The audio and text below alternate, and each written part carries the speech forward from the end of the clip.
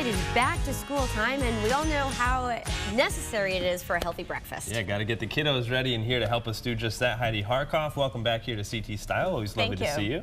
Yep, our district just joined the rest of Connecticut last week, and the morning insanity begins, doesn't it? I'm sure you're happy about that, right? And you have one that just went off to college, so Yep, you got a lot going on. We do have a lot going on, but I'd love to share some tips to help your viewers figure out how to coast through the morning, because nothing's worse than feeling rushed and not having time for breakfast, because really having breakfast for your student is just as important as pens, pencils, and notebooks. Yeah. It's critical. The research is really backing up what grandmothers for generations have said.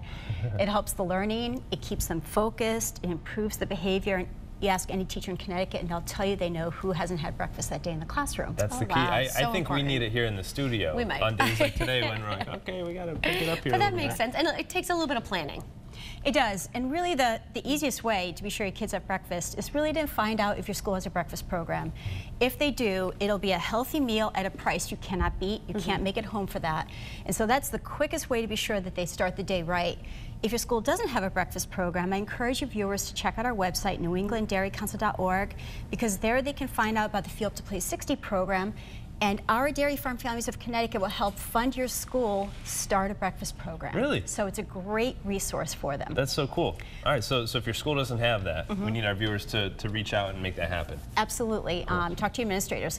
But in the meantime, if you don't have a breakfast program at your school, I have some tips to make it just a little bit easier in the morning. Be sure your kid gets out. Got it. So of course, role modeling is critical, because kids do what parents do. And if you're a breakfast eater, you're probably gonna have kids who are breakfast eaters. So tip number one, so we gotta start eat your eating breakfast. Yep.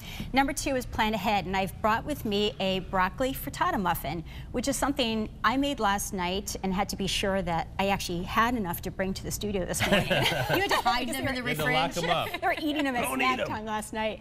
So this is a quick thing you can make ahead. It'll last 3 days in your refrigerator. It'll last a month in your freezer, so you can even freeze them. And I'm going to show you how you can send your kid out the house with one in their hand. Okay. Cool. So I've got 6 eggs in here. You can just beat those up until they're frothy. Yep. Whisk away. And in the meantime, I'm going to put a 1/3 of a cup of flour, and you can use whole wheat flour in here. And this is a cup of milk.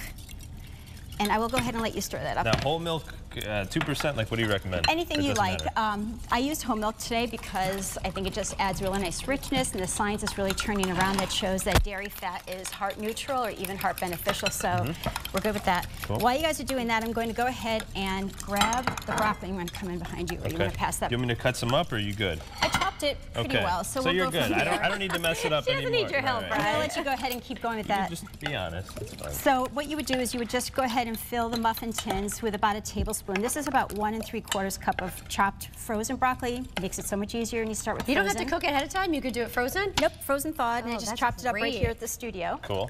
So you would, I'm just gonna fill a few here for today. You would fill that up with about a tablespoon in each, and then I have some nice sharp cheddar here, right from our region, and go ahead and put about a tablespoon or 2 in here. It's about 3/4 of a cup of cheddar altogether. The more cheese, the better. You can't go wrong with cheese. No, you can't. That's the best. So, and now what we're gonna do is to what Teresa's stirring up there. We're gonna add your milk and flour mixture. And then we're going to put in about a 1/4 cup of Parmesan cheese. Ooh, more cheese, good. More How about the protein peppers? as well. The peppers we're going to do at the end, actually. It's going to be decorations. So we're going to do about a Getting ahead of half a myself. teaspoon of garlic powder.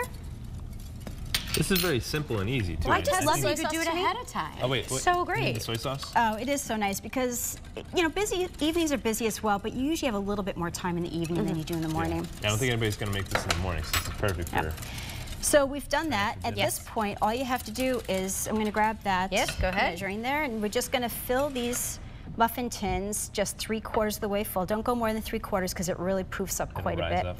You might even want to put the pan on a sheet pan in the oven in case you're a little overzealous and put too much in each one and it cooks over. So how long do we put that in for? This would be 350 degrees for 20 minutes, and now what you do is you just add a little bit. Yeah, this way the peppers don't sink and it stays on top and it's real pretty. And you bake it like that, and this is what it looks like. Beautiful. Now what I would do is just pop that in the microwave for a moment, and if you pass that foil to me, I'm going to show you what you do for the child that's just not hungry in the morning. Yes. But they will be at school, is package it up, grab the brown bag, and send them off to the bus stop. That's yummy. And most elementary schools actually There you go, Ryan. There you Thanks go. so much. Appreciate it.